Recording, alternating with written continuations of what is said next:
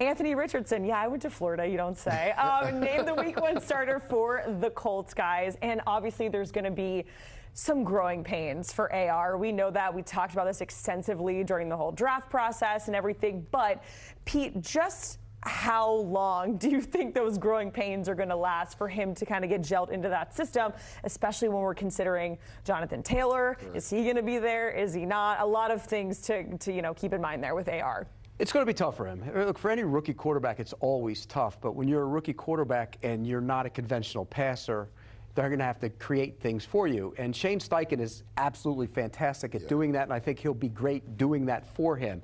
But again, you go back to last week. You watch the tape from last week. There were some really good throws he made. There was some bad throws. The interception was a terrible decision. Somebody said he was trying to throw the ball out of bounds. No, he wasn't. He just made a bad decision. He threw high to Michael Pittman, who caught a high pass. He threw high the next time to Michael Pittman. He couldn't catch the pass. So there's going to be a learning curve for him. He hasn't played a lot of football, but boy, you watch him, there is a ton to like about him, and if they can bring him along, he's going to be a good quarterback. Might not happen this year, but he's going to eventually get there. Yeah, there's going to be some ups and downs for Anthony Richardson, Pete. You alluded to it, right? This guy didn't play much in college. I believe only 13 starts. So you're talking about a guy that doesn't have a lot of starts under his belt, right? And the only way to get better, if you're Anthony Richardson, is to play live game action. So I thought this was the right decision by the Colts brass to put him in the starting lineup. You talked about Shane Steichen's offense, right? It's going to be great for Anthony Richardson with his athletic ability.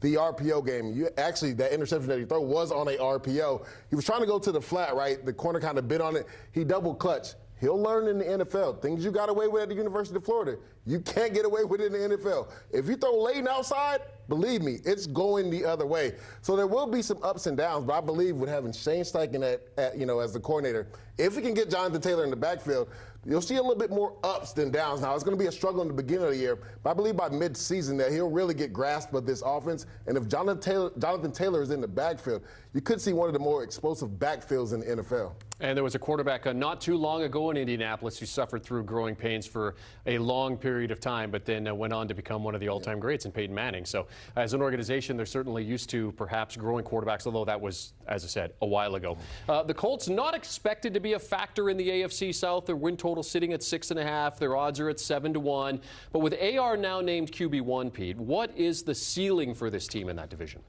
Well, I don't think they're going to be a playoff team. I think when you look at this makeup of the team, you talk about the offensive line was a struggle last year. They had problems on that front. I mean, that was a team, when you looked at it, they couldn't run. Jonathan Taylor got hurt. They didn't run the ball like they did. The quarterback was a mess last year. So I still think they'll be better on the offensive line. I don't know how good they'll be up front. Defensively, look, Gus Bradley's a great defensive coordinator. He's got a lot of questions on that defense. Who's going to be the corners? How are they going to rush the passer? They have some guys on the inside, but who's going to be the edge rushers? I think there's a lot of things that play for them that I don't think they're going to push for the division title. Yeah, there's a lot of question marks to Pete's point, right? I believe you said the over-under 6.5. I'm taking the under on this. I think they go 5-12 this season just because there's so many ups and downs. You have a young rookie quarterback who doesn't have a lot of experience. We don't know if Jonathan Taylor is actually going to suit up, right? He's still on the PUP list. He has to pass a physical before he can even come back and practice. And you talked about it, the corner position, right? You lose Stephon Gilmore. Julius Brents, I love him a lot. He's a rookie. Most rookies play like rookie their rookie year. Kenny Moore's dealing with an ankle injury, so we'll see where he's at when the season begins. They need some help on the edge as far as edge rushers. So I think there's going to be some struggles for the Colts. Under. I'm taking the under, man. You taking them over? I think they're going to be in the ballpark. I'd probably go somewhere in that vicinity. 6-7 wins. Here's the problem. Everybody in that division is looking at every other team and every other team in the division and going, oh, this is a bad division. You are all part of it, right? Exactly. I mean, they're all part of it. All right, let's keep it in the division. Let's talk about the Texans, some season predictions for them. They were plus 1,000 to win the division, now plus 850. You got C.J. Stroud in there, but they got to get through the Jags. What are your predictions for them, Lige? I see them making a major, jump this year. I mean, you only win 3 games last year. You can only go up from there, you would think. I got them winning 6 to 7 games, probably going 6-11 this season. The thing about this team, Pete, they're probably the best at 2 positions than any other team in the division. If you look at the offensive line, and then that secondary. I mean, getting Jimmy Ward and Jalen Petrie, I believe Derek Stingley Jr. takes a major leap in year 2 with this DeMeco Ryan system. I think he's better suited for the system to play cover 3 and some man coverage. That's what he did well at LSU. Now it comes down to C.J. Stroud. And we saw some ugly in that first preseason game. But to Pete's point, this is a bad division, and the Texans are a part of it. but I believe they get at least 6 wins in this division this year. See, I think they're going to be feisty. I think they'll win 5 games. I don't think they're going to be that much better, but I watch out for them a year from now. Correct. I think next year is going to be the year. They've always played Jacksonville tough, so you know they're going to play them tough. They play the Titans tough, too. So they're going to be in games. I just don't think they're going to win a lot of games. I think there's too many deficiencies. You know, we talk about a team. Can Will Anderson change the dynamic of their team rushing the passer? He's a rookie. You're asking a lot. Can C.J. Stroud become a big-time quarterback as a rookie? You're asking a lot. So I think there's a lot of questions that will be answered at the end of the year and on into next season. Do you see them, though, right now where they are kind of following that Jacksonville blueprint in a way, like a team that's kind of building towards success? Do you think that the Texans are at that point now where they are getting there? I love where they are, and here's why. They have a ton of assets, they have a ton of cap room, and they have draft picks and the ability to go get players. I think they're in a great situation. So when you look at them, yeah, they traded away Deshaun Watson, got a bunch of picks for him. They've maneuvered, ended up with Stroud and Anderson. I probably gave up too much for Anderson in hindsight, but they're moving in the right direction. Okay, let's talk about these Tennessee Titans, which they're not really being talked about at this point. Perhaps that's how Mike Vrabel kind of likes it. They're second favorites to win the division, sitting at a win total, I think, sitting around 7.5 wins. So, Ligier, when you look at this Titans team, how are you feeling about that win total and where they go? Yeah, there's a smile on my face. Last time we were all on this desk together, I believe we were talking about the Tennessee Titans. So, Jeremy, you know how I feel about them. Go ahead and hammer it. The Titans will win this division. Wow. I got them going 11-6 last time I checked. King Henry is still there. They're still going to run that pill. And then DeAndre Hopkins on the outside, right? He's still showing in some practice clips that he still has it. I think Treylon Burks is a guy that everybody should watch out for this year. Believe he will be the breakout star of this Tennessee Titans offense. Ryan Tannehill back up against the window. For some reason, he just gets it done. Everybody on that defense was hurt last year, right? They all come back healthy. And then they add pieces, Arden Key, right? Sean Murphy-Bunting at the cornerback position. To me, this is a team, like you said, Jeremy, nobody's talking about, but Mike Vrabel is a feisty head coach. His team follows his mantra. They're going to win this division. No, they're not.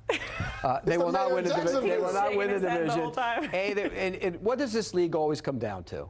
Quarterbacks. And who's the best quarterback in the division? It isn't Ryan Tannehill. In fact, they drafted 2 in the last 2 years with the idea they were replacing him. Is he good enough? He's good enough to get you 9 wins. They'll get 9 wins. They're tough. You're right. They're always going to be tough, physical, pound you, and they will make it hard to beat them week in and week out. Correct. But I don't think they're good enough to win a division because of the quarterback play. Tannehill is manage the game quarterback. He's not put it on his shoulder and win it. That's the difference between them and the Jaguars. So 7 games from Trevor Lawrence is enough for you to feel that confident? You bet. We will see. That's why he's the Clip mayor of this. Clip it. I've already said he's going to be the MVP. You didn't say that. He said it to his face, too, at training camp. That's correct. Yeah, Ligier, you saying the Titans are going to win the division in front of the mayor of Jacksonville? I am. Man, I said it last time we were here, too. Didn't you play for one of those teams back then? I actually played for Jacksonville for 2 years. I did. So there's no bias when I'm saying this. Let's get to the Jags. They are the favorites to win the division at -175. It's a little bit of a different territory for them going into a season, being the favorites, having a lot of hype. They're coming off of that incredible postseason performance there. But, Pete, do you think it's too much hype for this team? Do you think they're feeling any pressure? Or do you think they're going to be unaffected under year 2 for Doug Peterson?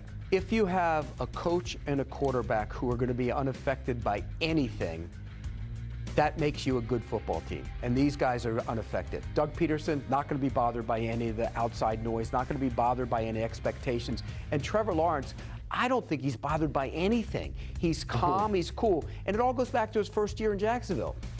That was a disaster. They paraded him out as the voice of the team every single week, and he handled it. Nothing's too much for him, and nothing's too much for this team. This team is loaded. Offensively, they might be the highest scoring team in the league this year. That's saying something. Wow. Because they're going to be that good on offense. Now, defensively, they have some questions. I was about to ask. They have some questions, but they'll be better on defense than they were a year ago, in large part because what we never evaluate, you all talk about adding pieces, is how a guy grows, and you know this, from year 1 to year 2, year 2 to year 3. And they have a lot of guys, Devin Lloyd, Trayvon Walker, Tyson Campbell, Andre Sisco. They're all young players that are ready to take the next step. Yeah, this is my major question mark for Jacksonville. It's the defense. Who's going to be able to pass rush? Trayvon Walker, does he take that step that they need him to take?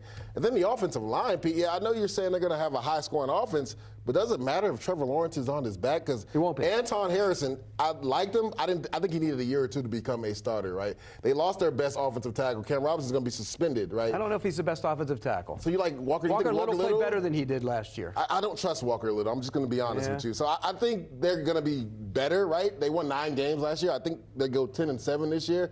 I already said Tennessee Titans are going to win the division.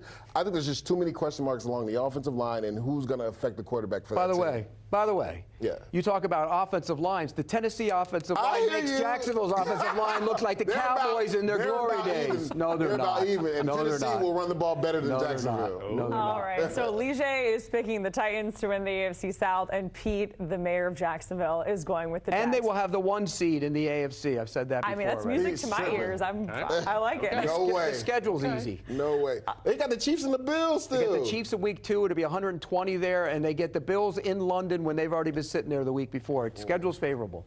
All right, guys, we got to hit pause. Lige, hang tight. We're going to get to some more news around the league coming up here on Spotlight.